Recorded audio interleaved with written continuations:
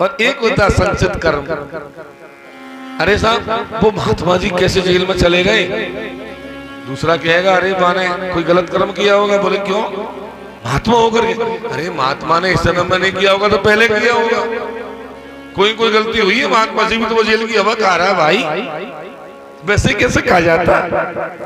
ये संचित कर्म का प्रभाव। तो आदमी, हर आदमी दुखी है। कोई आदमी सुखी है क्या दुनिया में? कोई तन दुखी, कोई मन दुखी, कोई धन में रहित उदास। थोड़े थोड़े सब दुखी, सुखी राम के दास।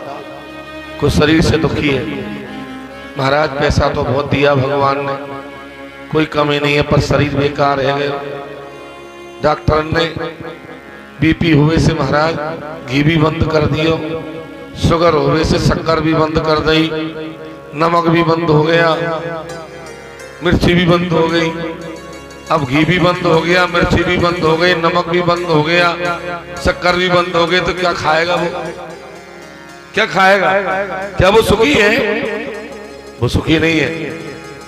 कोई मन दुखी है। महाराज पैसा तो बहुत है पर बच्चे बात नहीं मानते, बच्चे काम के नहीं है महाराज। इधर भागते हैं, कोई इधर भागता है, कोई क्या करता है, मन दुखी हो जाता है। कोई धन में रहे तो उदास। कोई कहता महाराज और तो सब भगवान की दया से बढ़िया है, शरीर भी बढ़िया है, बच्चे भी अच्छे, पर पैसा नहीं है।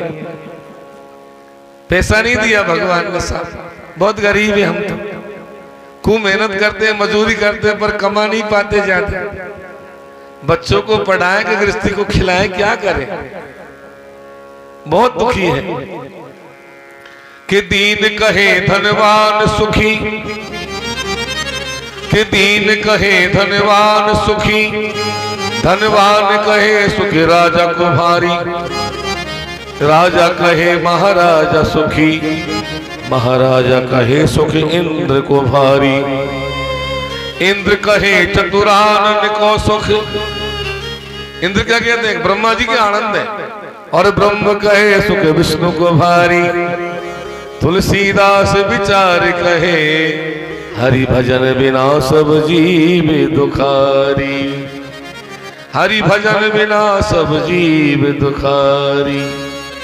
कोई सुखी नहीं है। तो तीनों प्रकार की तापों को नाश करने की सामर्थ्य केवल भगवान में है। किसको प्रणाम किया? बोले श्री कृष्णाय वयम नमः। कृष्ण को प्रणाम किया। कृष्ण को प्रणाम क्यों किया? राम को क्यों नहीं किया? श्रीमन नारायण को क्यों नहीं किया? सच्चिदानंद को क्यों नहीं कर लिया? कृष्ण को ही प्रणाम क्यों किया भागवत? इसका कारण क्या है? बोले इसका कारण ये है कि हम जब भागवत सुनते हैं, राम कथा सुनते हैं, सत्संग सुनते हैं, तो हमारा ध्यान बिल्कुल भगवान में चला जाता है। पूरा केंद्रित हो जाता है हमारा ध्यान, पूरे ज्ञानी हो जाते हैं।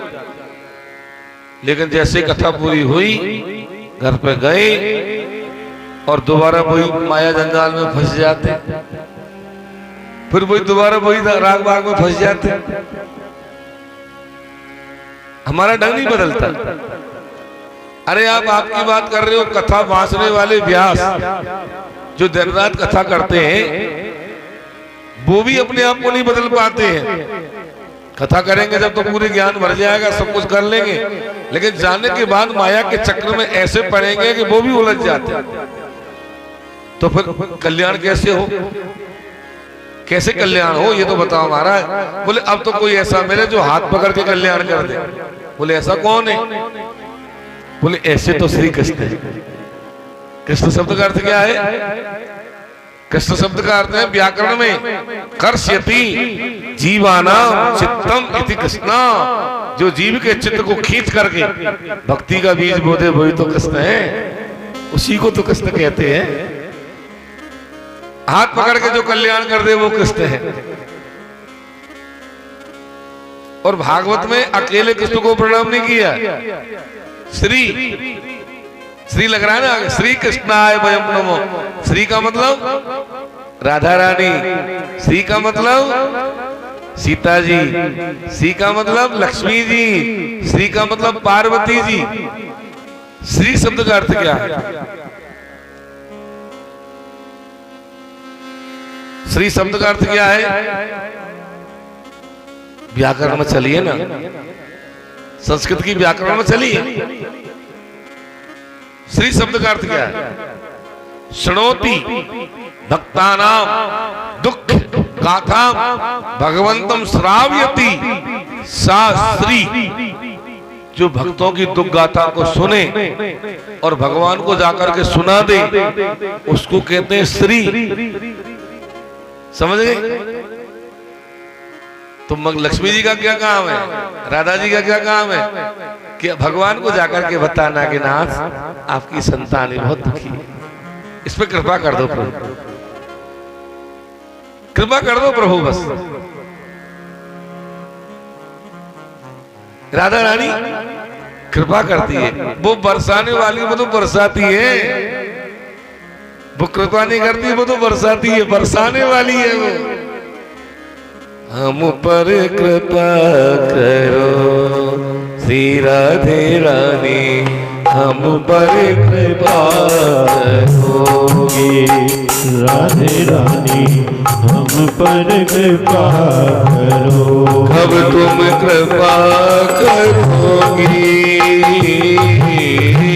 कब तुम कृपा करोगी, कब तुम कृपा करोगी श्री राधे रानी, कब तुम कृपा करोगी श्री राधे रानी, कब तुम कृपा करोगी।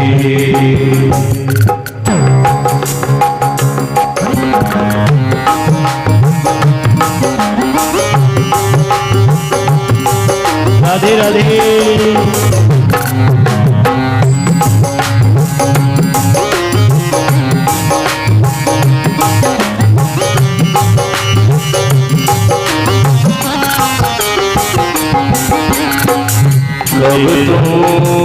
मेरो मन नित चलत कुमारग, मेरो मन नित चलत कुमारग, मेरो मन नित चलत कुमारग, मेरो मन नित चलत कुमारग।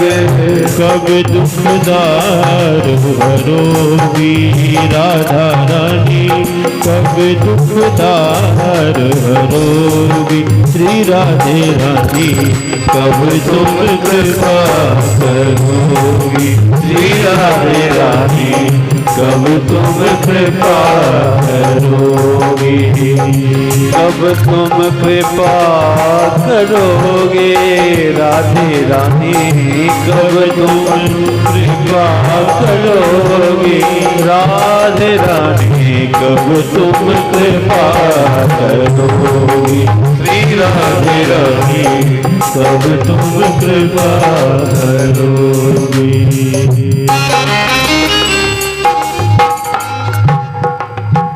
तो हमारी बरसाने वाली तो बरसाती है, कृपा करती नहीं, कृपा बरसाती है। ऐसे श्री राधा कृष्ण भगवान को श्री कृष्णा ये वयम नमः, श्री राधा कृष्ण भगवान को प्रणाम किया प्रथम मंत्र में। ये भागवत का दीक्षा मंत्र, पहले मंत्र को समझ गए तो भागवत की दीक्षा मिल गई, पहला मंत्र समझ में नहीं आया तो आपको भागवत की दीक्षा नहीं मिली। ये भागवत का दीक्षा मंत्र है। और दूसरे मंत्र में गुरु जी का ध्यान, इसको कहते हैं गुरु प्रपत्ति मंत्र, इसमें गुरु जी का ध्यान। भागवत के गुरु जी कौन है? बोले भागवत की रचना करी है वेद व्यास जी महाराज ने, लेकिन वो भागवत के गुरु नहीं है। तो फिर कौन है महाराज? बोले सुखदेव जी महाराज भागवत के गुरु। चाहे भागवत को व्यास जी ने बनाया है, लेकिन व्यास जी भागवत के गुरु नहीं है। भागवत के गुरु तो सुखदेव जी महाराज है, शुकाचार्य, उनको प्रणाम किया। दूसरे मंत्र में यम प्रव्रजन्तमनपि तमपेत कृत्य तई पायनो बिरह का तरया जुहावो पुत्रेति तन्मयतया तरबोभिनेदु तम सर्वभूतहृदयं मुनिमानतोऽस्मि।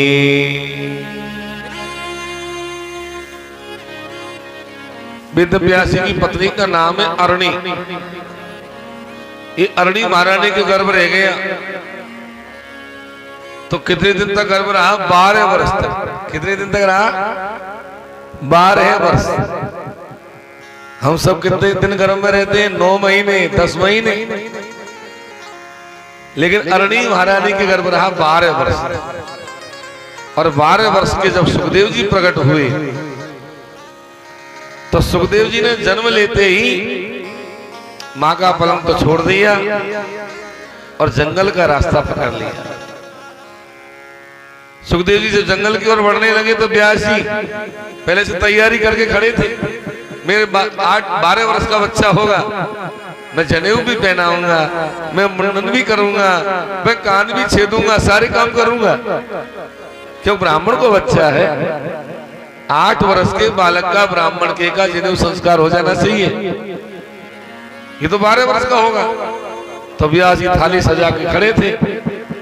जैसे ही सुखदेव जी का जन्म हुआ, सुखदेव जी जंगल की ओर भागने लगे। व्यास जी पीछे पीछे भागे। अरे बेटा ठहर, तू कहां जा रहा है? अरे तेरा संस्कार नहीं हुआ बेटा, तेरा नाल भी नहीं कटा अभी, तो तू कहां जा रहा है? और सुखदेव जी नाल घसटता जा रहा है और सुखदेव जी जंगल की ओर बढ़ते जा रहे।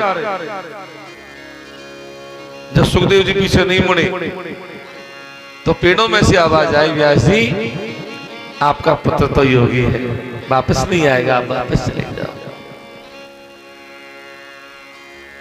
जब पेड़ों में से आवाज आई तो व्यास जी पीछे मुड़ गए और तम सर्वभूत हृदयं मुनिमानतोऽस्मि।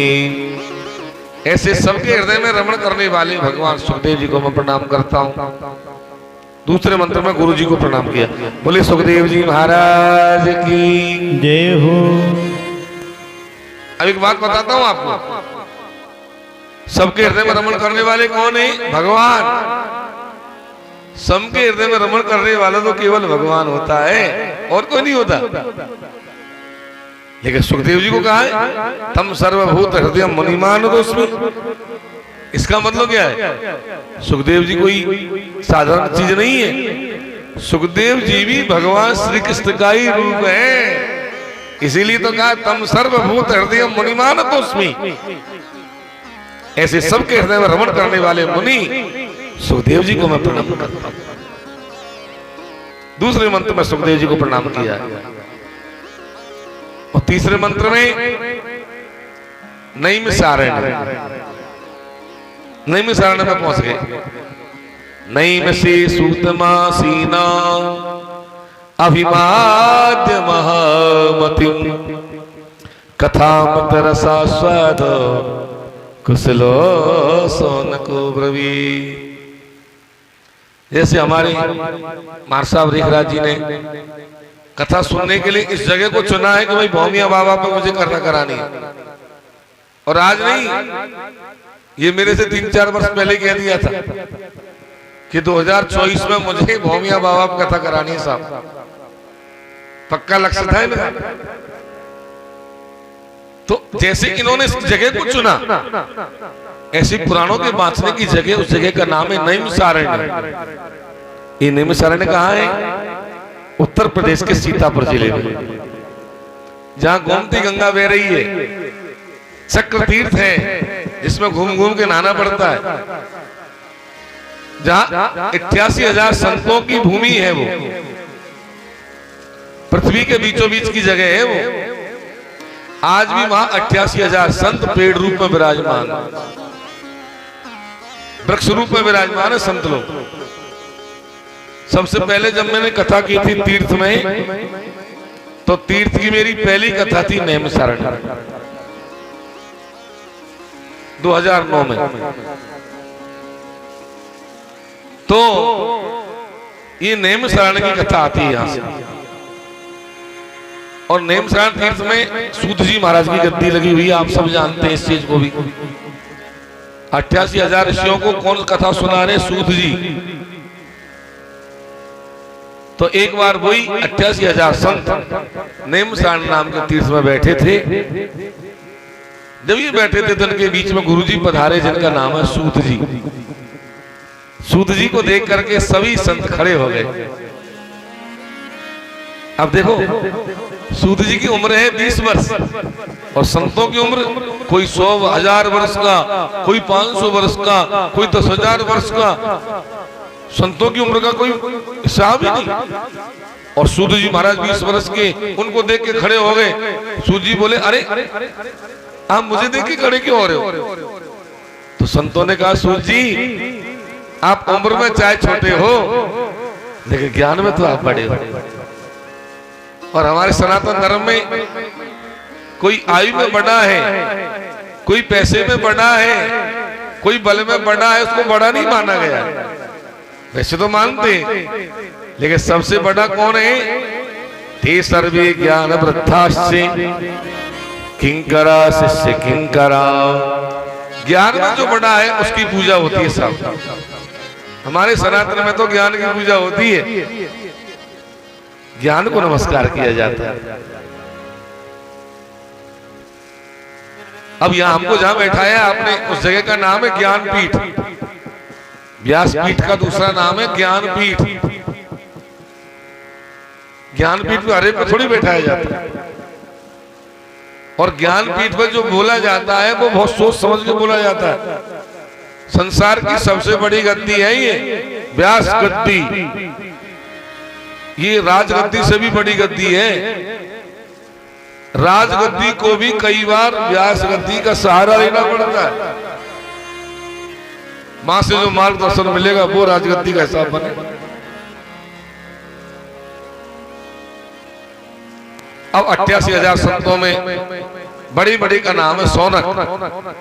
सौनक ने खड़े होकर के सूत जी के चरणों में प्रश्न किए हैं। क्या प्रश्न किए हैं? बोले, अज्ञान ध्वांत विध्वंस कोटि सूर्य समम प्रभा सूताख्या ही कथा सारम मम कर्ण रसायना। गुरुजी, आप अज्ञान को ऐसे दूर करने वाले जैसे सूर्य नारायण। सूर्य नारायण के समान आपका तेज है।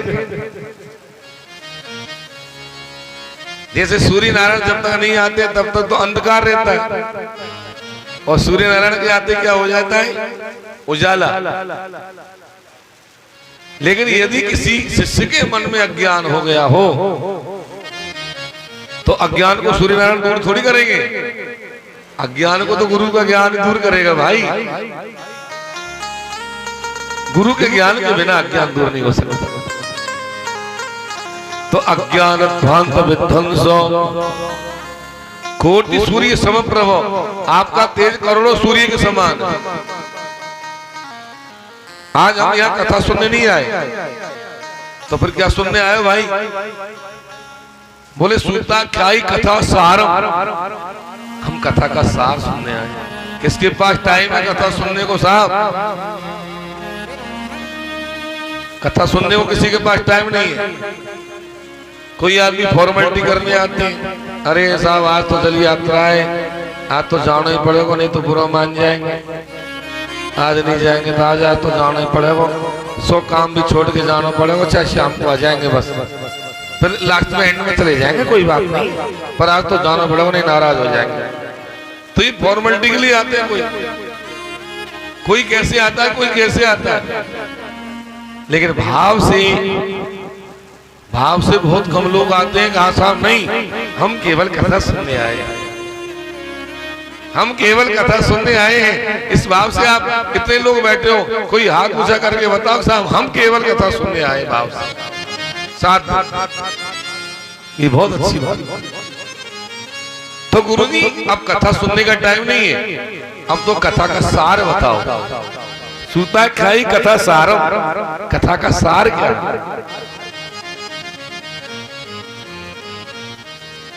दूसरी बात, ये कलयुग का समय है। कलयुग में जीव कितना ही कर्म कर ले, लेकिन वो अपना कल्याण नहीं कर सकता। अब आप ये बताओ, कलयुग के ग्रसित प्राणियों का कल्याण कैसे हो? सूत जी महाराज ने कहा चिंता मत करो, तुमको मैं ऐसी कथा सुनाऊंगा, ऐसी कथा सुनाऊंगा। बोले महाराज ऐसी कथा मत सुनाना कि आप कथा सुना के चले जाओ और कह दो कब हो जाएगा तुम्हारा कल्याण, और हम फिर बाद में फोन लगाते रहे, फोन ही नहीं उठाओ। ऐसा नहीं, कथा ऐसी सुनाना कि इधर कथा सुनी इधर कल्याण हुआ, ऐसी कथा सुनी हमको।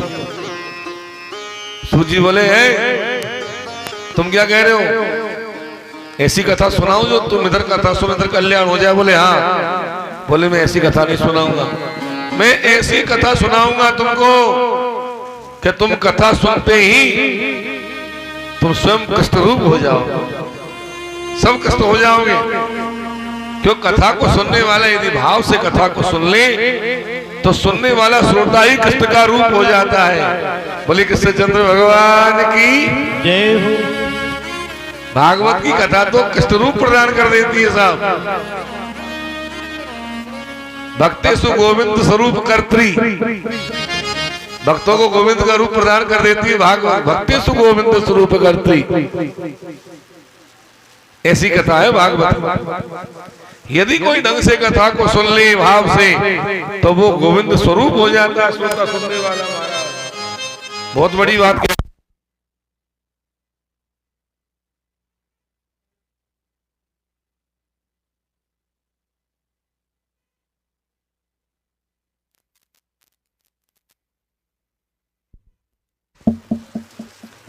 बोले महाराज तो आपको सुनाओ जीव का कल्याण कैसे हो? तब सूत जी ने कहा कि भाई जो संसार में आगे उसको मरना तो जरूर पड़ेगा, दुनिया में जो आगे उसको जाना जरूर पड़ेगा। आज जाओ चाहे कल जाओ चाहे परसों जाओ चाहे 100 वर्ष बाद जाओ, लेकिन जाना पड़ेगा। क्योंकि अजगर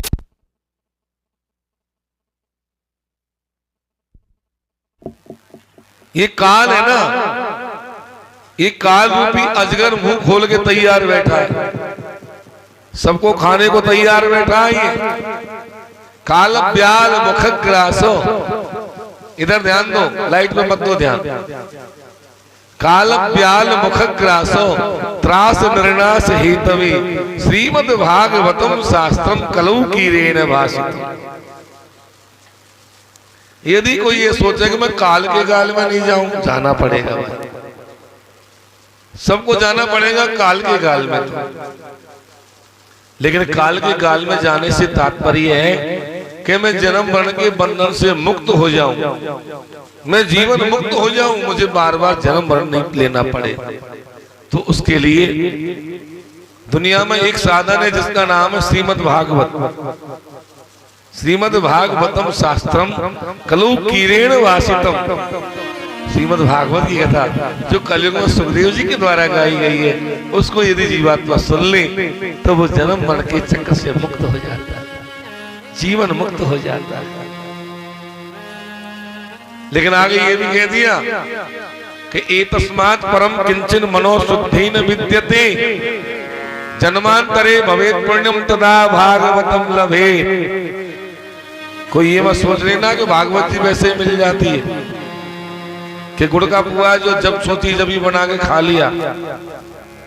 भागवत जी ऐसा नहीं है कि जब जाओ जब चाहो जब ही मिल जाए। अरे भाई ये भाग्यशालियों को मिलती है। कई लोग प्लान बनाते बनाते जीवन निकल जाता है, लेकिन उनको भागवत सुनने को नहीं मिलती। हकीकत बात बता रहा हूं मैं आपको। कई लोगों की जिंदगी निकल जाती है साहब, हम भी सोचते हैं कभी एक बार बैठ के भागवत जी सुने, पर में ऐसा मौका ही नहीं आता, कभी टाइम ही नहीं मिलता, कभी फुर्सत ही नहीं मिलती, क्या करें। इसका मतलब उन पर भगवान की कृपा नहीं है। तो भागवत में लिखा है जन्मांतरे भवेत पुण्यम तदा भागवतम लभेत। जन्म जन्मांतर के पुण्य जब एक साथ मिलकर के उदय होते हैं तब जाकर के भागवत कराने का, भागवत सुनने का और भागवत जी को माथे पर लेकर आने का सौभाग्य मिलता है। जन्म जन्मांतर के पुण्य जब उदय होते हैं। वैसे ये परिवार जो कथा करा रहा है, ये परिवार तो बहुत वैष्णव परिवार है हमारा, और आज से नहीं, हमारा 3-3, 4-4 पीढ़ी से संबंध है इस परिवार से, शुरू से संबंध, जीरोता से संबंध है हमारा, 3-4 पीढ़ी से संबंध। हमारे बड़े बाबा शुक्राचार्य जी महाराज, जिनके 2 शिष्य थे यहाँ, पंडित श्री रामनाथ जी महाराज और एक क्या नाम, घनश्याम जी, हाँ 2 शिष्य थे। तो जीरोता से उनका बहुत प्रगाढ़ स्नेह था गुरु जी का। उसके बाद हमारे बाबा भी बहुत आए, पिताजी भी आए, चाचा जी भी आए, हम भी पहले कई कथा में आ गए यहाँ। तो मैं बता रहा हूं, और मुझे सबसे बड़ी खुशी ये हो रही है, कल से जब से मैं आया हूं, कथा तो हम रोज ही करते हैं, कथा तो हमारी भगवत कृपा से चलती रहती है, लेकिन जो हमने कल से यहाँ देखा है, इस परिवार का प्रेम, इस परिवार की आत्मीयता, इस परिवार का स्नेह, जो मैंने कल से यहाँ देखा है, मैं गदगद हो रहा हूँ देख करके कि भगवान, ऐसा परिवार बहुत कम मिलते हैं, ऐसे परिवार जिनमें इतनी प्रेम और इतनी भावनाएं रहती है आपस में भाइयों। मैं तो भगवान से प्रार्थना करता हूँ, बहुत अच्छा है। अभी इस परिवार में कलयुग नहीं है, इस परिवार में अभी भी सतयुग है। बहुत अच्छा लग रहा है मुझे कल से देख कर। और आज वही फल है, उसी का फल आप ले रहे हो, जो आज पूरा परिवार बैठ करके और श्रीमद् भागवत अमृत पान करने बैठ, सारा परिवार बैठा, ये उसी का तो फल नहीं। एक जगह बैठ करके पूरा परिवार कथा सुन ले महाराज, ये तो आज के समय में है ही नहीं। मैं सारी पूरे भारत में घूम लिया, सही बता रहा हूं, लेकिन एक जगह बैठ कर पूरा परिवार सुन ले कथा, ये संभव ही नहीं है। लेकिन मैं बहुत खुश हो रहा हूँ, गदगद हो रहा हूँ कि मेरा पूरा परिवार और यहाँ बैठ करके भागवतामृत को खुशी से झूम झूम के आनंद ले रहे, बहुत अच्छी बात। तो ये जन्म जन्मांतर के पुण्य जब उदय होते हैं, हमारे माता पिता का आशीर्वाद होता है, हमारे पितरियों का आशीर्वाद होता है, ठाकुर जी का आशीर्वाद होता है, गुरुजनों का आशीर्वाद होता है, तब जाकर के ऐसे आयोजन करने का सौभाग्य मिलता है भाई। वैसे थोड़ी मिल जाता है, सोचते सोचते जीवन निकल जाता है, लेकिन नहीं करा पाता कोई आदमी ऐसा काम। शादी ब्याह में 4 करोड़ रुपए लगा देगा और पैसे कमा देगा, लेकिन ऐसे आयोजन कराने का सौभाग्य उसी को होता है जिसमें ठाकुर जी की कृपा होती है। बिना हरि कृपा मिले नहीं संता। आपको पता है जब राजा परीक्षित को श्राप लग गया था कि तुमको तक्षक नाम का सर्प डसेगा आज के 7वें दिन, राजा परीक्षित गंगा किनारे चले गए और वहां सुखदेव जी आ गए, और सुखदेव जी गंगा किनारे सुखताल की भूमि में कथा सुना रहे थे। जब कथा सुना रहे थे सुखदेव जी की, जब कथा चल रही थी तो आकाश के देवताओं को ईर्ष्या हो गई। देवता इंद्र के पास में गए, बोले महाराज भाग्यशाली तो वे राजा परीक्षित, इसको भागवत मिल रही है सुनने को, हम तो अभागे ही है। इंद्र ने कही तुम सुनना चाहते हो क्या? बोले हाँ चलो मेरे साथ। तो इंद्र ने क्या किया, स्वर्ग में अमृत का भरा हुआ कलश रखा था, वो अमृत कलश को हाथ में लिया और सब देवताओं के साथ में लेकर के सुखताल में पहुंच गए और सुखदेव जी के सामने जाकर खड़े हो गए। सुखदेव जी ने कहा अरे इंद्र राजा आओ। कैसे आए? तो इंद्र ने कही गुरुजी मैं तो आपसे कछु बदला कर भी आयो। काहे का बदला भाई? बोले महाराज ये बदला कर भी आयो कि राजा परीक्षित को श्राप लग रहा है, सर्प डसेगा, तो मैं अमृत लेकर आया हूं, या विवाद हो या से अजर अमर हो जाएगा। और ये जो कथा रूपी अमृत राजा परीक्षित को आप पिला रहे हो वो हमको पिला दे गुरुजी, ये बदला कर दो। जब राजा इंद्र ने जाकर सुखदेव जी से ये कहा तो सुखदेव जी पहले तो हंसे, और हंसने के बाद में क्या कहा सुखदेव जी ने, अरे राजा तू छलिया बन के आया, अरे कहाँ तो तेरा अमृत और कहाँ हमारा भागवत रूपी अमृत। तेरा जो अमृत है वो कांच का टुकड़ा है, और हमारा जो अमृत है भागवत वो मणि है। कांच के टुकड़े के बदले में मणि कौन दे देगा भाई? मणि मणि होती है, कांच कांच होता है। तुमने हमको पागल समझ लिया क्या? अरे बदला हो जाता है, बराबर की चीज हो तो चलता है, लेकिन कहां तो कांच और कहां मणि। चल भाग यहां से। सारे देवताओं को सुखदेव जी ने भगा दिया, सारे देवता भाग गए। तो ये भागवत कथा तो देवताओं को दुर्लभ चीज है। श्री वार्ता सुराणाम अपि दुर्लभा, दुर्लभ चीज है भागवत। हर एक को थोड़ी मिलती है, तो भक्तों को मिलती है भाई। अभक्तों को भागवत नहीं मिलती है।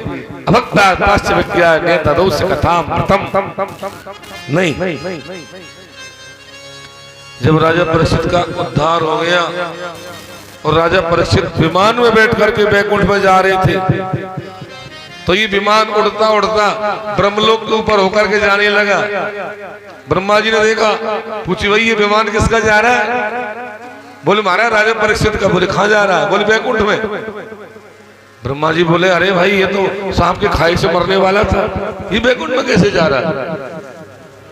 मैं विधि ब्रह्मा हूं, मैंने तो ये लिखा था इसके लेख में कि सांप के खाने से मरेगा, ये भगवान के धाम को कैसे जा रहा है? बोले भागवत से।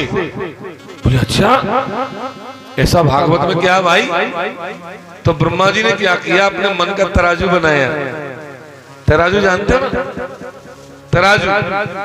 और मन के तराजू में ब्रह्मा जी ने दो पलड़े होते हैं ना, एक पलड़े में 4 वेद, 6 शास्त्र, 17 पुराण, गीता जी, रामायण जी सब धर दी, और दूसरे पलड़े में ब्रह्मा जी ने भागवत जी की पोथी को धर दिया।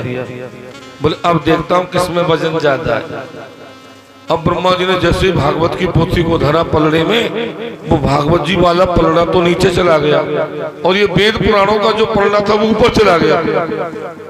ब्रह्मा जी जान गए कि 4 वेद, 6 शास्त्र और 18 पुराणों का जो सार है वही तो भागवत है।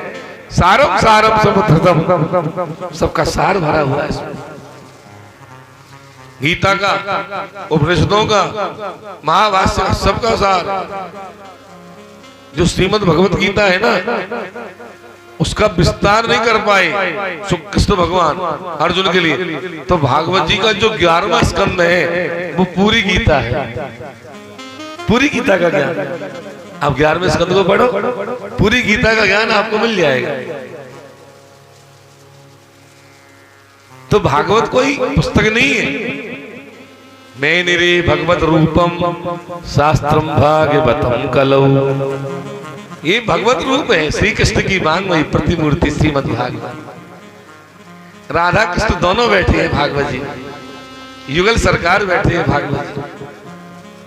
अब प्रश्न आता है महाराज जी वो तो ठीक है, पर आप ये तो बताइए भागवत जी आई कहां से? कहां से आई महाराज ये तो बताओ। बोले भागवत जी आई भगवान के मुखारविंद से, भगवान नारायण के मुख से निकली है भागवत। और भागवत का ज्ञान सबसे दिया अपने पुत्र ब्रह्मा को, और ब्रह्मा जी ने वही ज्ञान दे दिया। वो किसको दे दिया? नारद जी को। और नारद जी ने वही भागवत का ज्ञान आकर के व्यास जी को दे दिया बद्रीनाथ में। वही ज्ञान जब व्यास जी को दे दिया नारद जी ने वही ज्ञान, तो व्यास जी ने 4 श्लोक की भागवत के 18,000 श्लोक बना दिए, भागवत को विस्तार कर दिया।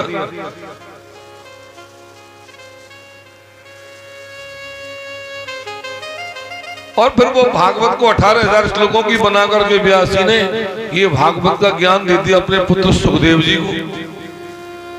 और सुखदेव जी ने वही भागवत का ज्ञान जाकर गंगा किनारे राजा परीक्षित को दिया, हजारों संतों को दिया, जो जीवात्मा सब जीवों को प्राप्त हो गया। देखो भागवत तो 12 महीने भी बच जाती है, भागवत तो 1 महीने भी बच जाती है, भागवत तो 15 दिन में भी बच जाती है, और भागवत तो 7 दिन में भी बच जाती है। लेकिन सबसे ज्यादा फल किसका होता है? बोले सबसे ज्यादा फल होता है सप्ताह का। सप्ताह जी का ज्यादा महत्व है। अब कोई हमसे कहे कि साहब 15 दिन सुना दो, तो हमको क्या जा रहा है, 15 दिन खुद सुना देंगे। लेकिन 15 दिन का समय लंबा होता है और अच्छे कामों में और विघ्न ज्यादा आते हैं, बहुत ज्यादा विघ्न आते हैं। श्रेयांसी भाव विघ्नानी, ये 7 दिन का टाइम एक दिन गिड़गिड़ के न जाने कैसे काटते हैं हम लोग। हे भगवान सुख शांति से सब काम है जाए, कोई विघ्न नहीं है। इसलिए ज्यादा लंबा नहीं कर सकते ज्यादा काम। हर आदमी चाहता है जल्दी से जल्दी सारा काम सही हो जाए, तो 7 दिन के अल्प समय में सप्ताहेन सुतम चैतत सर्वथा मुक्तिदायकम। सप्ताह जी सब प्रकार से मुक्ति को देने वाली होती है। अब सप्ताह जी का ज्ञान तो चारों संतों ने नारद जी को दिया। 4 संत कौन है? सनक, सनंदन, सनातन, सनत कुमार। ये चारों भाई एक बार बद्रीनारायण के पहाड़ों में घूम रहे थे। बद्रीनारायण की भूमि तो देवताओं की भूमि है, वहां देवता लोग घूमते हैं। नारद जी तो रोजाना पूजा ही करते। आजकल नारद जी की पूजा चल रही है वहां। आखा तीज को जब पट खुल जाएंगे तो नारद जी पूजा करना बंद कर देंगे, फिर पुजारी जी संभाल लेंगे चाबी, और टोकरी पुजारी जी संभाल लेंगे। लेकिन आजकल तो नारद जी पूजा करते हैं वहां, सुबह शाम आकर बद्रीनाथ रोजाना पूजा होती है। भागवत में तो मंत्र तक लिखा हुआ है कौन से मंत्र से नारद जी पूजा करते हैं।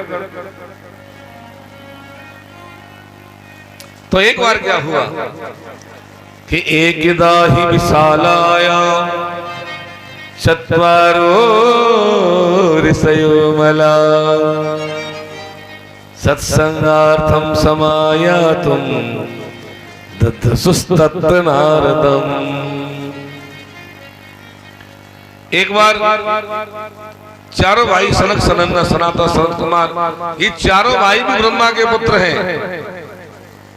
और ये चारों भाई की उम्र कितनी है? 50,000 वर्ष।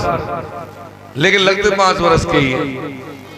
5 वर्ष के बच्चे की तरह रहते, न कपड़े पहनते न कोई बात, बस भगवान का भजन करते रहते, नंगे रहते। चारों भाई घूम रहे थे बद्रीनाथ के पहाड़ों में। नारद जी को देखा। नारद जी को देख करके चारों भाइयों ने जब देखा तो चारों भाइयों को नारद जी ने जाके प्रणाम करी, क्योंकि नारद जी के बड़े भैया हैं चारों। नारद जी भी तो ब्रह्मा के पुत्र हैं। चारों भाइयों ने नारद जी को पहचान लिया। नारद जी को चिंता में है। देखो चिंता वाला आदमी तो अलग ही नजर आ जाता है। टेंशन वाला आदमी अपने आप दिख जाता है ये कोई टेंशन में है, पता। तो चारों भाइयों ने पूछा कथम ब्रह्मन दीन मुखा कुतश्चिंता तुरु भवा तरितम गम्यति कुत्र कुतश्चागमनम तव। हे ब्रह्मन, तुम दीनमुखी होकर क्यों घूम रहे हो? क्या बात है? कौन सी चिंता है तुमको? बताओ, मुझे बताओ, हमको बताओ क्या बात है।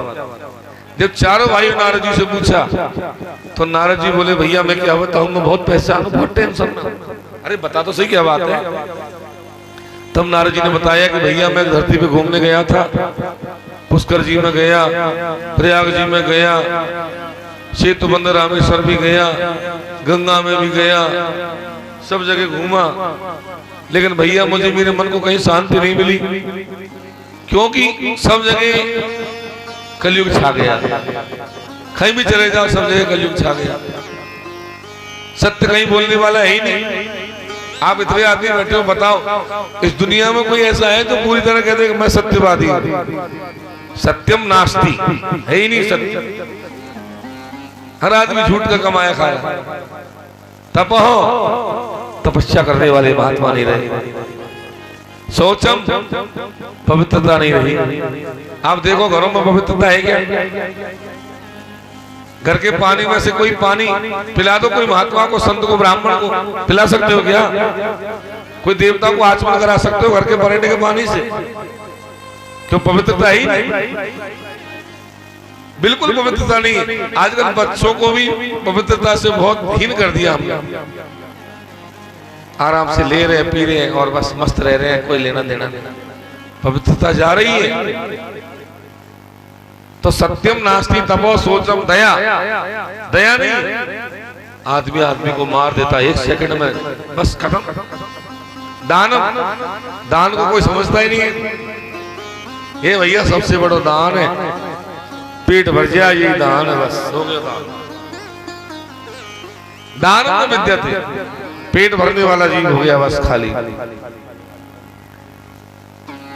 संतों को देखो तो संत पाखंडी हो गए, पाखंड रहता संत।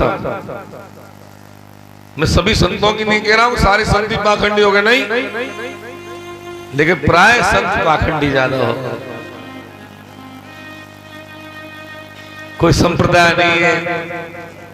देखो हर चीज का, संतों की भी संप्रदाय होती है, ब्राह्मणों की भी संप्रदाय होती है। ब्राह्मण भी संप्रदाय विशेष का तिलक लगाते तो पता चल जाता ये फला संप्रदाय का, लेकिन तिलक भी लगाएंगे नहीं। कभी रोड़ी को या बूंदी लगा ले, कभी लंबल लगा लियो, कभी त्रिपुंड लगा लियो, कभी भस्मी लगा ले, कभी जगरे की राख लगा ले। क्यों? संप्रदाय नहीं है, कुछ भी नहीं है, नाश हो रहा है। वैष्णवता नहीं है।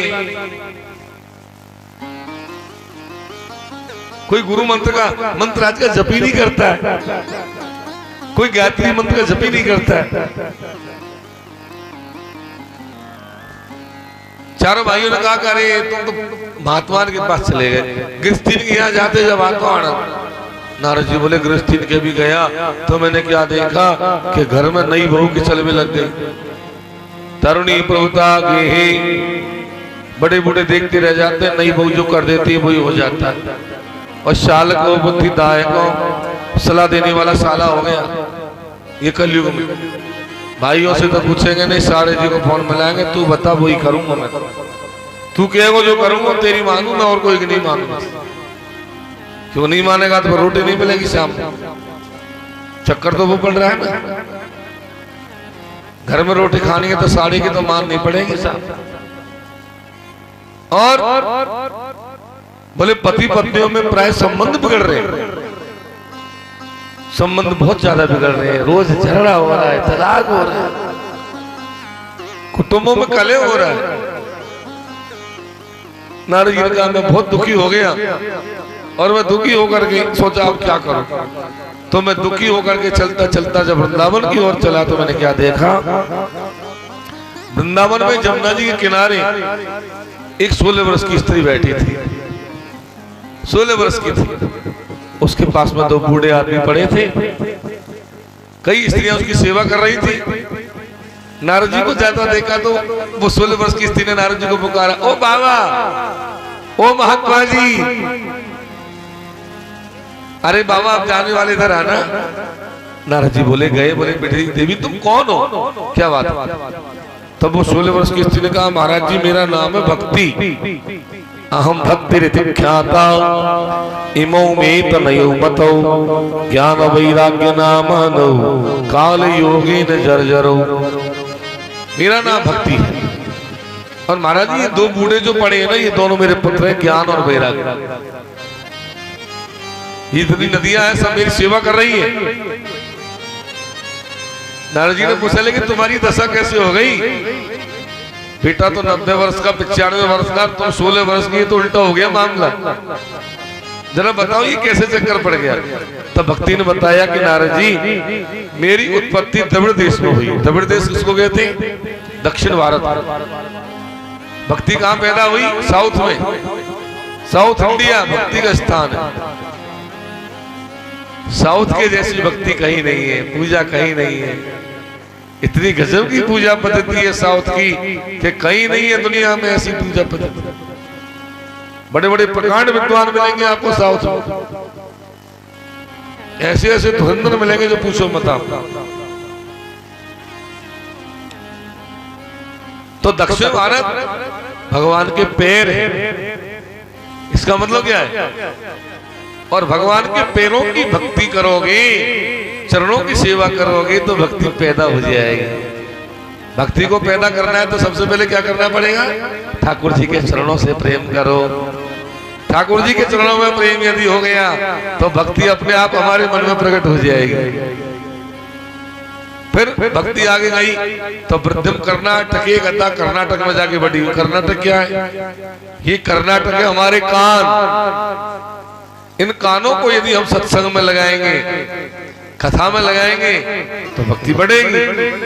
और नहीं, कथा में नहीं लगा के यदि गलत चीजों में जाकर गाँव की दूसरों की खोटी बुरी बातों में लगाएंगे तो काहे की भक्ति बढ़ेगी? फिर भक्ति थोड़ी बढ़ेगी, फिर तो अज्ञान बढ़ेगा। तो सत्संग में जाने से, कथा में जाने से हमारी भक्ति बढ़ती है। फिर महाराष्ट्र में जाकर के और बड़ी हो गई, गुजरात में जाके भक्ति बूढ़ी हो गई। क्यों? पहले गुजरात में भोगी लोग रहते थे। तो भक्ति को बचाना है तो कुसंग से दूर रखो। कुसंग से दूर रहोगे तो भक्ति बची रहेगी, और नहीं तो भक्ति आपकी नष्ट हो जाएगी। कुसंग से तो दूर ही रहना पड़ेगा साहब। आप ताश की पत्ती खेल रहे हो और मजा के बैठ गए, यदि ज्यादा दिलचस्पी रखने लग जाओगे, सट्टा खेलने वालों में जाओगे, जुआरियों में जाओगे, शराबियों में जाओगे तो भक्ति कहां से बचेगी? सबसे दूर रहो तो आपकी भक्ति बची रहेगी। सब चीजों से दूर हो जाओ, गलत चीजों से दूर हो जाओगे तो आपकी भक्ति बची रहेगी।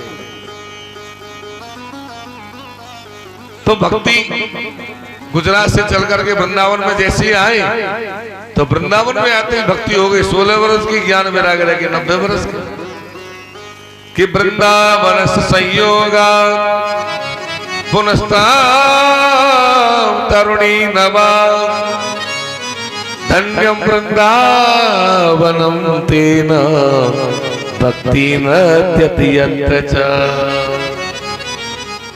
वृंदावन के संयोग से भक्ति जवान हो गई। क्यों? बोले वृंदावन है वो हृदय है, और भक्ति जब हृदय में आ जाती है तो तरुण हो जाती है साहब। वृंदावन की जैसी भक्ति दुनिया में कहीं नहीं है। आप पूरी दुनिया में घूम लो, लेकिन वृंदावन जैसी भक्ति आपको कहीं नहीं मिलेगी। वृंदावन में वो आकर्षण है जितना मथुरा में भी नहीं है और कहीं नहीं है। मन चल रे वृंदावन धाम, राधे राधे गाएंगे। मन चल रे वृंदावन धाम, राधे राधे गाएंगे। मन चल रे वृंदावन धाम, राधे राधे गाएंगे। मन चल रे वृंदावन धाम, राधे राधे गाएंगे। हरे राधे राधे गाएंगे, सब गाएंगे। राधे राधे गाएंगे, क्षमा क्षमा गाएंगे। राधे राधे गाएंगे, क्षमा क्षमा गाएंगे। राधे राधे गाएंगे, क्षमा क्षमा गाएंगे। थोड़ी लगी नाच धाम, राधे राधे गाएंगे। तेरा थोड़ी लगी नाच धाम, राधे राधे गाएंगे। मन चल रे वृंदावन धाम, राधे राधे गाएंगे। मन चल रे वृंदावन धाम, राधे राधे गाएंगे। आगे से ताली बजाओ। हरि बोल, राधे राधे।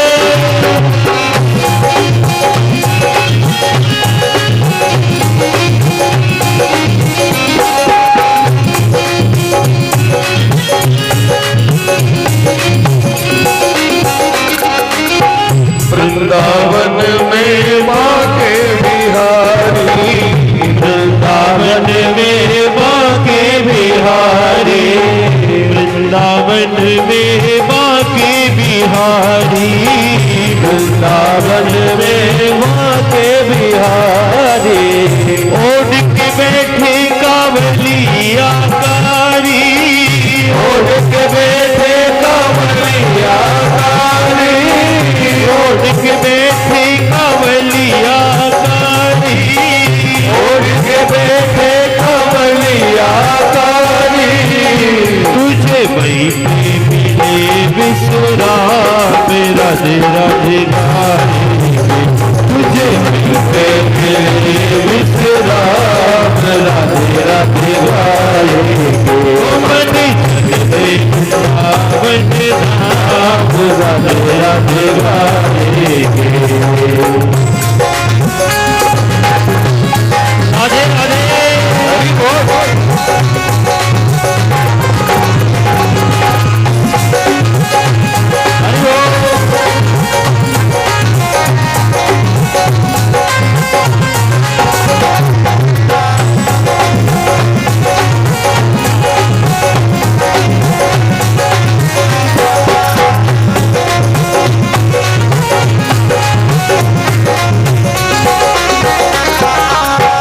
वृंदावन में यमुना किनारा वृंदावन में यमुना किनारा वृंदावन में यमुना किनारा वृंदावन में यमुना किनारा निर्मल शीतल बहती है धारा निर्मल शीतल बहती है धारा निर्मल शीतल बहती है धारा निर्मल शीतल बहती है धारा तुझे मिल जाए श्यामा श्याम राधे राधे तुझे मिल जाए श्यामा श्याम राधे राधे मन चल गए राधे राधे गाए चल गए वृंदावन धाम राधे राधे गाएंगे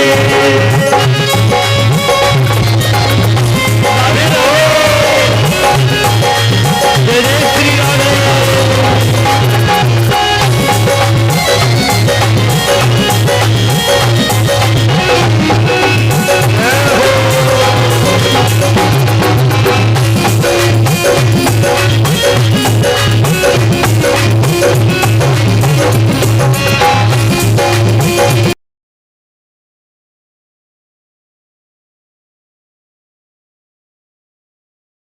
कर्म छोड़ दिया कलयुग के महात्माओं ने अपना कर्म छोड़ दिया सबने छोड़ दिया कर्म कोई कर्म पर नहीं है लेकिन न महात्माओं का दोष है न स्त्रियों का दोष है न ब्राह्मणों का दोष है न क्षत्रियों का दोष है किसी का दोष नहीं है ये युग का धर्म है अयम तो युग धर्मो ही वर्तते कस्य दूषणम युग का धर्म है ऐसे ब्राह्मण नहीं चलेंगे तो कलयुग लाएगा ऐसे स्त्री नहीं चलेंगे तो कलयुग का एक कलयुग में ऐसा होना है कलयुग में ऐसा होना है तब भक्ति ने क्या कहा नारद जी कि जयति जगति माया जयति जगति माया यस्य काया धवस्ते वचन रचन में का केवल चाकलैया ध्रुव पद्म पिया तो यत्र पातो ध्रुवोयम सकल कुशल पात्र ब्रह्मपुत्रम नतास्मि भक्ति क्या कह रही है जय हो नारद जी आपकी आप वही नारद हैं जिन्होंने उत्तानपाद राजा के बेटा ध्रुव और कयाधु दानवी के बेटे प्रहलाद इन दोनों बालकों को आपने ज्ञान दे दिया था कौन सा ज्ञान दिया था ओम नमो भगवते वासुदेवाय ये मंत्र दे दिया था और दोनों का कल्याण कर दिया नारद जी मेरा भी कल्याण कर दो ना नारद जी बोले चिंता मत करो देवी तब नारद जी ने भक्ति का कष्ट दूर करने के लिए श्रोताओं, नारद जी को चारों वेद याद थे। चारों वेदों का पाठ ज्ञान और वैराग्य के कान में होकर सुना दिया। 6 शास्त्रों का भी पाठ भी सुना दिया। गीता का पाठ तो नजर कितनी बार सुना दिया। जब इतना काम नारद जी ने किया तो ज्ञान और वैराग्य जो मूर्छित पड़े थे वो खड़े हो गए, और ज्ञान और वैराग्य ने आंख खोली, आंखों को थोड़ा टिमटिमाया और दोबारा जमीन पर गिर गए, दोबारा मूर्छित हो गए। भक्ति बोली नारद जी ये तो दोबारा मूर्छित हो गए, कुछ करो ना। नारद जी बोले मैं जितना जानता था उतना मैंने कर दिया, इससे ज्यादा तो मैं भी नहीं जानता। बोले कुछ तो करो महाराज। बोले मैं तो कुछ नहीं जानता, इतना जानता था बस वो कर दिया मैंने, अब इससे ज्यादा मैं नहीं जानता। अब नारद जी को चिंता होगी अब क्या करूं, मैं इतना जानता था फिर भी मूर्छित रह गए ये बच्चे। नारद जी को जब चिंता हुई तो आकाश में से आकाशवाणी हुई। आकाशवाणी ने क्या कहा, नारद सत्कर्म करो, सत्कर्म करो। अब नारद जी सुन रहे सत्कर्म कैसे गए भैया, ये सत्कर्म क्या है, ऐसो कौन सो सत्कर्म बाकी रह गए मुंह से, जो ही ज्ञान वैराग्य बूढ़े के बूढ़े पड़े। अब मैं क्या करूं। नारद जी ने सोची मैं जानू नहीं, कोई महात्मा से पूछनी पड़ेगी सत्कर्म का ऐसे के। तो नारद जी महात्मा के आश्रम पे आ भी लगे, लेकिन महात्मा तो पहले से पहले आश्रम छोड़ छोड़ के भाग रहे कि नारद जी आ रहे, सत्कर्म का मतलब पूछेंगे हमसे आएगा नहीं तो पहले ही भाग ले। कई महात्मा तो मौनी बाबा बन गए, दरवाजे पर चेला खड़ा कर दिया, बोले हमारे महाराज जी का मौन चल रहा है, बोलते नहीं है, 7 दिन बाद में बोलेंगे। क्यों बोलेंगे तो नारद जी को मतलब बताना पड़ेगा सत्कर्म का, तो मौनी बाबा बन गए बहुत से महात्मा। नारद जी ने सोचा कोई बताता नहीं क्या करूं अब तो नारद जी ने विचार किया मुझे बद्रीनाथ में जाना चाहिए, माँ कोई संत महात्मा मिलेगा उससे पूछूंगा सत्कर्म क्या है। तब नारद जी घूमते घामते बद्रीनाथ में आ गए, तो बद्रीनाथ में इनको चारों संत मिले। वही कथा आ गई वापस। 4 संत कौन कौन मिले, सनक सनंदन सनातन सनत कुमार, चारों सूर्य के समान तेजस्वी। चारों के चरणों में नारद जी गिर गए, चारों को सारी बात बताई। चारों ने पूछा नारद जी अब बताओ क्या बात है। बोले ये बात है, भक्ति ज्ञान वैराग्य का कष्ट दूर नहीं हो रहा है भैया, मैं क्या करूं बताओ, ये सत्कर्म क्या है। तब नारद जी को देखकर चारों भाई हंस गए।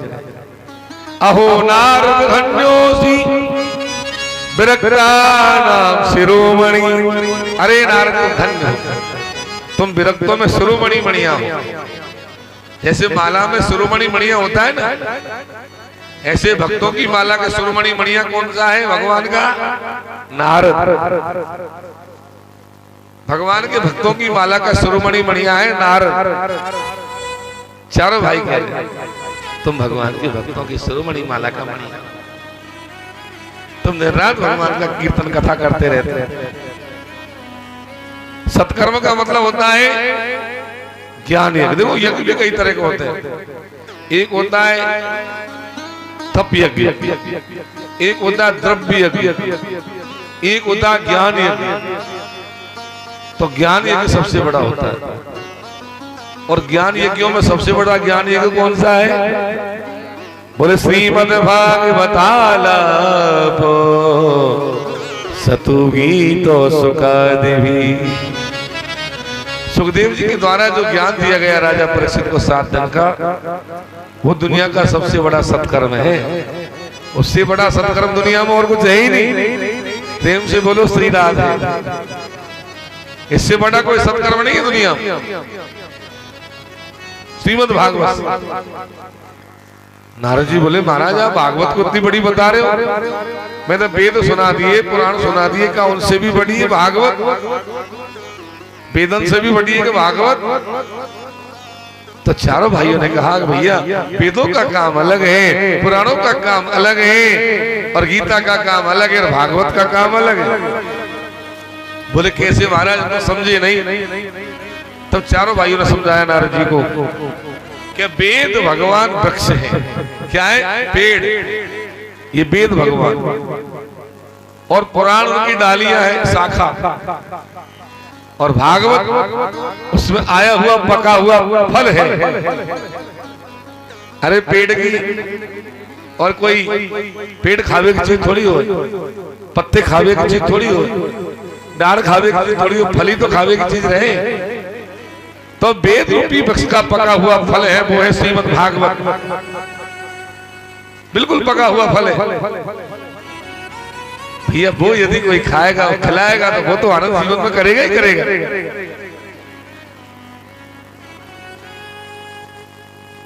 इदं भागवतम नाम पुराणम ब्रह्म संहितम। ये भागवत तो भगवान से मिलाने वाला पुराण है। यदि कोई मिलाने वाला हो तो ठाकुर जी से साक्षात्कार कराने वाला पुराण है श्रीमद् भागवत। भगवान से मिला देता है। बोले महाराज मैं तो ये सोच रहा था भागवत तो कोई वैसे ही होगी कोई चीज। अरे नहीं, भागवत की आवाज जहां तक जाती है ना, अब अपने माइकों की आवाज जहां तक जा रही है भागवत की, वहां तक के जीव जंतु कीट पतंगे सबका कल्याण हो रहा है, समझ लो। केवल आदमी आदमी का कल्याण नहीं करती भागवत। जहां तक भागवत की आवाज जाती है वहां तक के जीव जंतु कीट पतंगे तक का कल्याण कर देती है भागवत। लिखा हुआ है। इसलिए तो माइक लगाए जाते हैं कि भाई भागवत के श्लोकों की गूंज दूर दूर तक जानी चाहिए, जिससे सारी बस्ती का कल्याण हो जाए, सबका कल्याण कर देती है भागवत।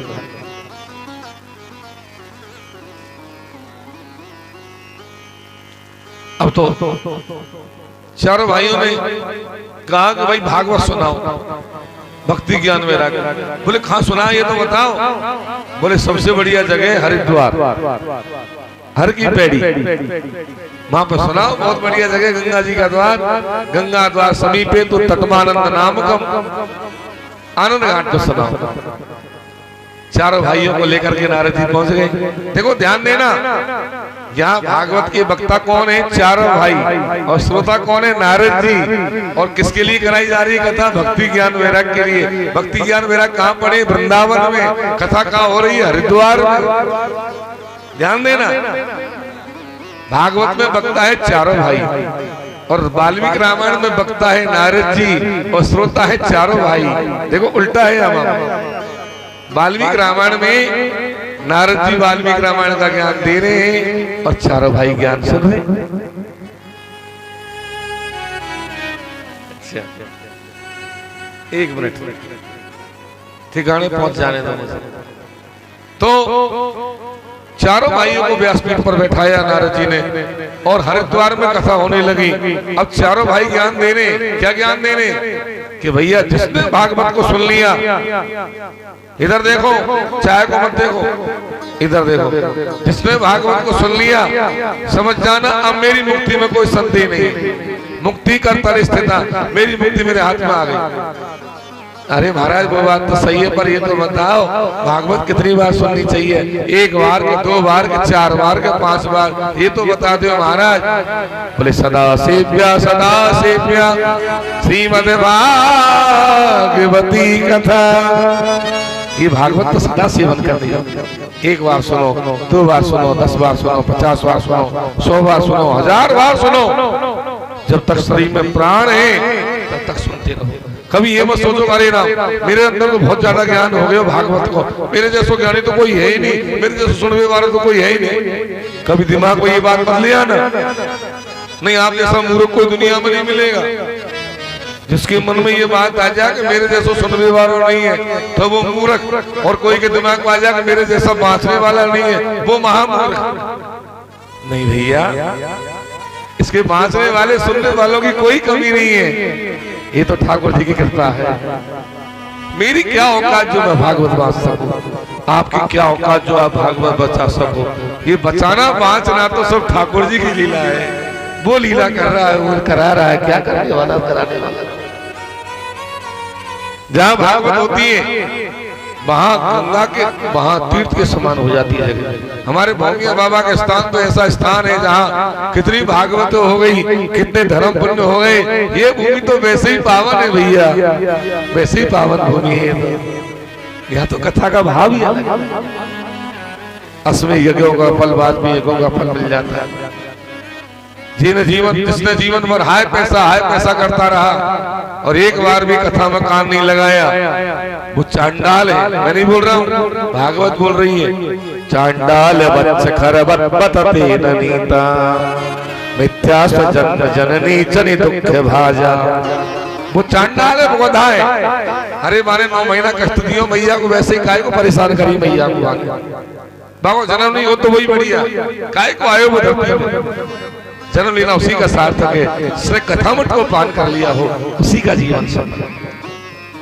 जब भगवान तारा नाम से जाने लगे उद्धव को ज्ञान देकर के, उद्धव ने कही महाराज आपके जाने के बाद कलयुग आएगा, कलयुग में आदमी कैसे करेगा? तो भगवान ने कहा चिंता मत करे उद्धव, मैं अपना तेज निकाल करके भागवत में रख के जा रहा हूँ। जो कलयुग में भागवत के दर्शन कर लेगा वो भवसागर से पार हो जाएगा। बोलिए भागवत भगवान की जय हो। अभी भागवत तो चालू ही नहीं हुई, केवल भागवत की महिमा हुई और वृंदावन में आश्चर्य हो गए। बोले क्या? बोले भक्ति के बेटे ज्ञान और वैराग। पहले दिन की कथा महात्मा को सुन करके जवान हो गए। बोले भक्ति सुतौ तौ तरुणौ गृहीत्वा प्रेमई के रूपा विरासी श्री कृष्ण गोविंद हरे मुरारे नाथेति नामानि मुहुर्वदन्ति। भक्ति के पुत्र ज्ञान वैराग दोनों जवान हो गए और भक्ति महारानी नाचने लग गई और तीनों नाचते नाचते वृंदावन में आ रहे, वृंदावन से आ रहे। क्या गाते आ रहे? ये वृंदावन से हरिद्वार में आ रहे हैं। क्या गाते आ रहे? श्री कृष्ण गोविंद हरे मुरारी का कीर्तन। ये कीर्तन को गाएंगे। अब आज पहले दिन का महात्मा है, वैसे तो आज विश्राम नहीं होना चाहिए क्योंकि आज तो बहुत कम समय मिलता है वैसे ही, लेकिन फिर भी 5 मिनट का मैं हम विश्राम दे रहे हैं। कीर्तन चलता रहेगा। बाकी जो कप आप चाय पिए उसको हटा देना पांडाल से दूर, पवित्रता रखना पांडाल में, क्योंकि अनुष्ठान है, ज्ञान यज्ञ है। इसमें जितनी पवित्रता रखोगे देवता के स्थान पर उतना ही हमको फल ज्यादा मिलेगा भैया। तो आप चालू कर दो। श्री कृष्ण गोविंद हरे मुरारे हे नाथ नारायण वासुदेवा। श्री कृष्ण गोविंद हरे मुरारे हे नाथ नारायण वासुदेवा। श्री कृष्ण गोविंद हरे मुरारे हे नाथ नारायण वासुदेवा। श्री कृष्ण गोविंद हरे मुरारे हे नाथ नारायण वासुदेवा। हरि बोल।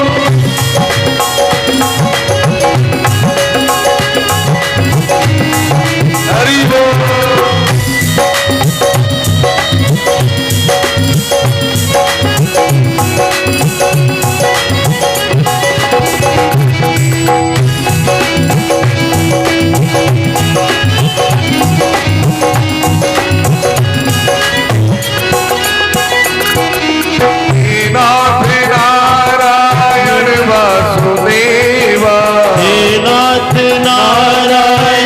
वासुदेवा। नाथ नारायण वासुदेवा। नाथ नारायण वासुदेवा। नाथ नारायण वासुदेवा।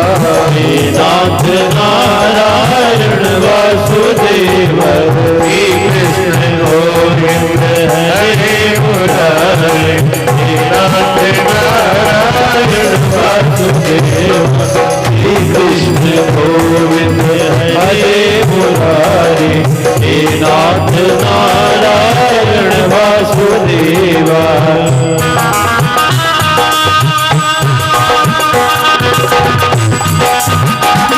राधे राधे। हरि बोल।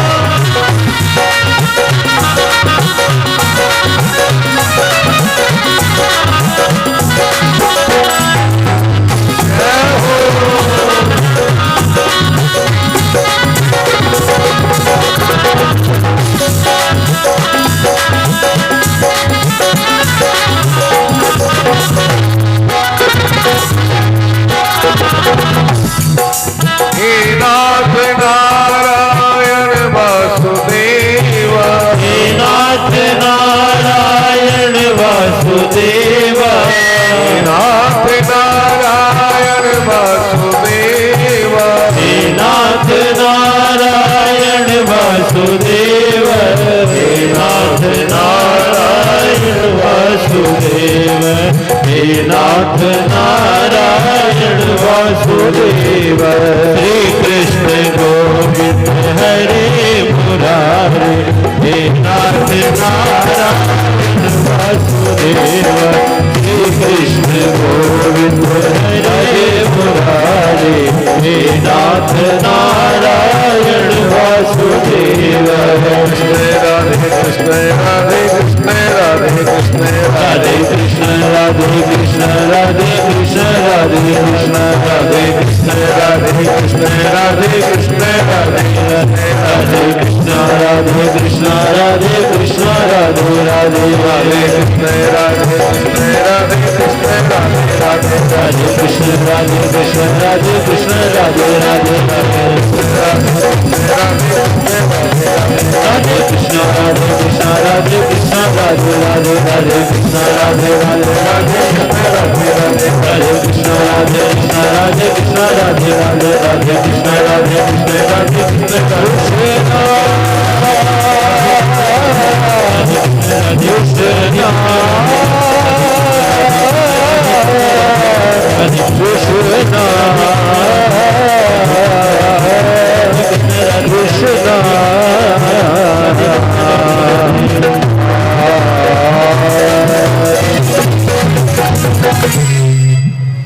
भक्ति सुतौ तौ तरुणो गृहीत्वा प्रेमैकरूपा सहसा विरासी।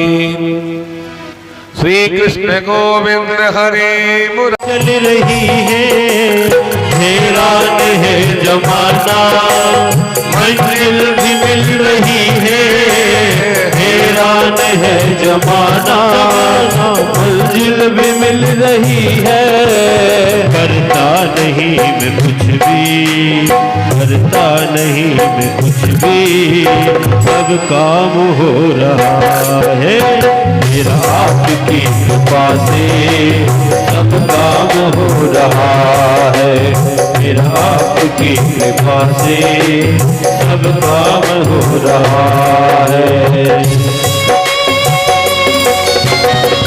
हरि हरि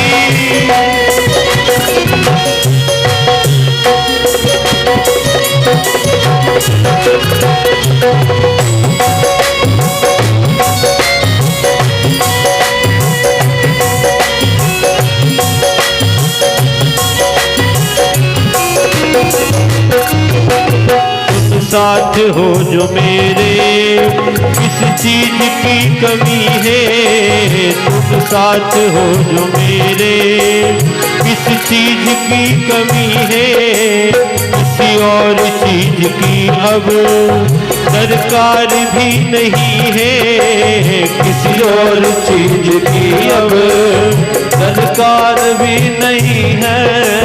तेरे साथ से गुलाम अब, तेरे साथ से गुलाम अब गुलफाम हो रहा है तेरा आपकी कृपा से, सब काम हो रहा है। करते हो तुम कन्हैया, करते हो तुम कन्हैया, करते हो तुम कन्हैया, करते हो तुम कन्हैया। मेरा नाम हो रहा है मेरा आपकी कृपा से, सब काम हो रहा है मेरा आपकी कृपा से, सब काम हो रहा है, सब काम हो रहा है, सब काम हो रहा है, सब काम हो रहा है। ये भाव जब हमारा बन जाता है तो भगवत कृपा हो जाती है। हम क्या सोचते हैं, करने वाला मैं हूं, मैं कर रहा हूं,